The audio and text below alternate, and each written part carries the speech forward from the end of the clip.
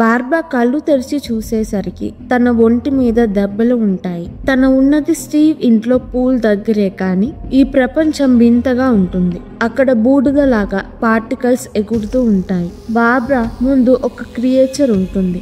Barbara నాన్సీని పిలుస్తుంది. నాన్సీకి Barbara పిలిచినట్టు అనిపిస్తుంది. Steve తో ఉండి పట్టించుకోదు. కొంచెం సేపు అయ్యాక నాన్సీ బయటికి వస్తుంది.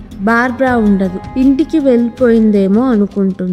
నాన్సీకి బార్బరా స్కూల్లో కనపడదు. నాన్సీ బార్బరా వాళ్ళ అమ్మకి కాల్ చేస్తుంది. బార్బరా వాళ్ళ అమ్మ బార్బరా నిన్న నైట్ నుంచి ఇంటికి రాలేదు అని చెప్తుంది. నాన్సీకి చిరిగిన ఫొటోస్ లో బార్బరా పూల్ దగ్గర కూర్చున్న ఫోటో కనిపిస్తుంది. ఆ ముక్కలైన ఫోటో తీసుకుంటుంది. స్కూల్ అవ్వగానే నాన్సీ స్టీవ్ ఇంటికి వెళ్తుంది. బార్బరా కార్ అక్కడే ఉంటుంది. నాన్సీ బార్బరాని వెతుకుతూ స్టీవ్ ఇంటికి వెళ్ళినప్పుడు క్రియేచర్ ని చూస్తుంది.